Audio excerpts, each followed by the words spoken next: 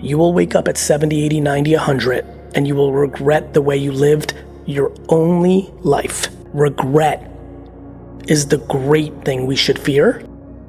And if you do not chase your dream, or you jump into the water, if you don't go for it, all because you're scared what your spouse, your siblings, your parents, your neighbors, your friends, or worst of all, a random person on the internet that leaves a comment on the post think about you.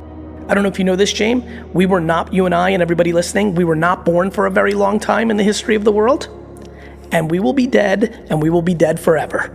So we have this little sliver, and to not squeeze this little orange of life for every ounce of juice that it has is devastating to me, based on the fact that your parenting, your DNA, and your environment led to you valuing someone else's opinion greater than your own opinion about what you want to do.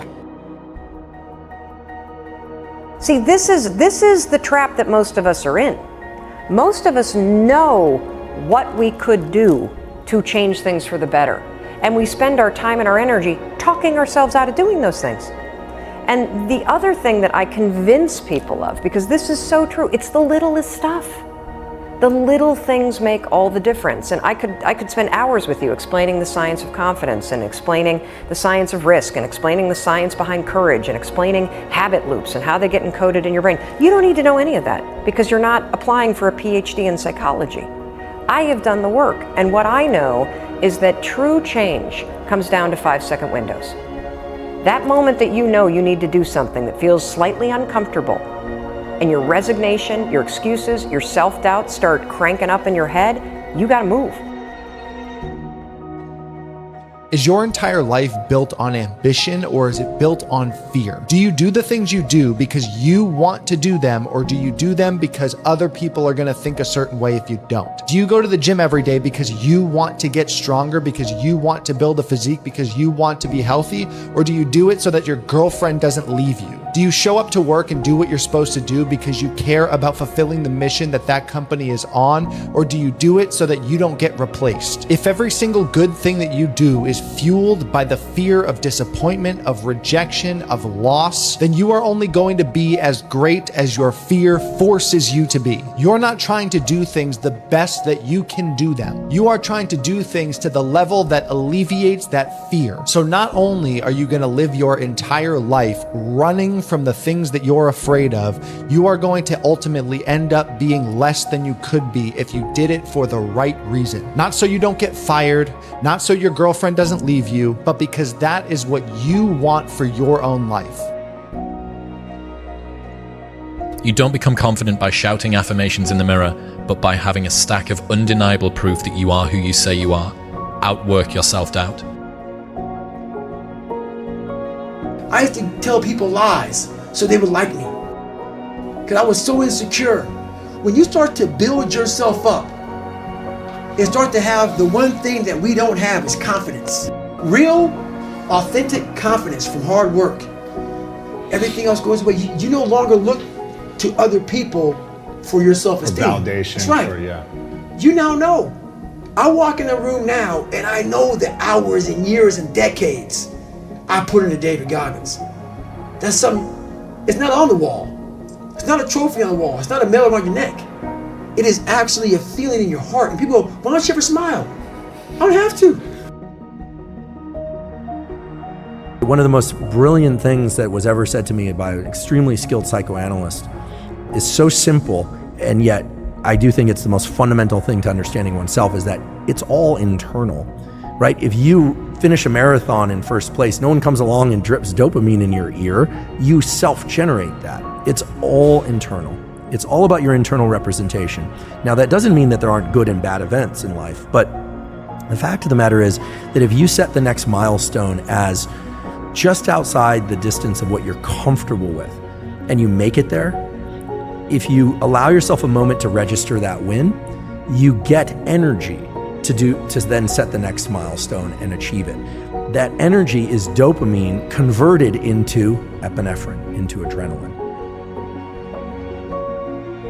Once you start talking to yourself negatively, it's over. There's no way you're ever going to take a chance on yourself or even try. So everything starts from a thought. How you talk to that thought turns into an action, and that action is going to turn into a habit. That habit is going to turn you into a character. Whatever type of person you are, you have an outcome instantly attached to you. The alcoholic who gambles all the time has a destiny attached to his life already. The athlete who wakes up at the same time every day and follows a real diet has a destiny attached to his life already. What type of character do you have to be first? What type of habits do you have to have? What type of actions do you have to do? How do you have to talk to yourself? You have to do the things that mean the most when no one's watching. Eat how you have to eat when it's just you and yourself. Don't cheat on your diet. You're only slowing yourself down. Don't do things that are going to up how you feel tomorrow. Set higher standards for yourself. Push yourself to be the best version of yourself early on in the day. And only then are you going to start to change your identity. Setting higher standards comes right back into changing what you do. And if you can change what you do, and if you can change your thoughts, then you will change your sense of self. You know, people say, I'd rather be sad in a Lambo than sad in a Fiesta. Yeah, they're not thinking straight. I think that that's completely backward, because if you're sad in the Fiesta, you still have the pipe dream that the Lambo might fix it. Yeah. So in Will Smith's memoir, he says, when I was poor and miserable, I had hope. When I was rich and miserable, I was despondent. The point being that when you think the thing that was going to fix your problems is in your possession, and your problems are still there, you ask yourself much deeper, much more difficult questions. And that sucks. I remember buying a Lamborghini off the showroom. I remember, like, as I go to drive off the showroom, I don't know what I thought was gonna happen. I probably thought I was gonna take off and fly to Mars, and like the rest was history. I come off the showroom and I was like, oh, like nothing's changed. Not only has nothing changed, now I actually understand that financial gain isn't gonna change certain things. Like, I'm still stressed out about that thing I was stressed out about this morning. I'm excited because I'm driving a Lamborghini, but like, that's gonna fade. The novelty will wear off in 10 minutes and we're back to square one. Have you ever noticed that when you're following GPS and you miss a turn, it doesn't start yelling at you, it doesn't call you dumb, it just says reroute, follow this different path, and you'll still get to your destination. How crazy is it that that's exactly how life works too? That heartbreak, a reroute. That misdirection, a redirection. A bad opportunity, a better one on its way. Not everything falling apart is failure. Some of it is just an interruption to help redirect you because you're heading on the path that you do not belong on.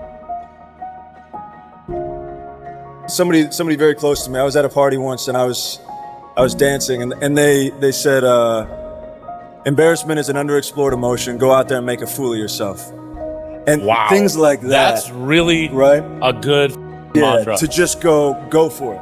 Like, feel that feeling, the fear of cringe. That's and really then go good. out there and do it. Dude, because everything really you want good. is on the other side of that. What doubts do you have about yourself internally?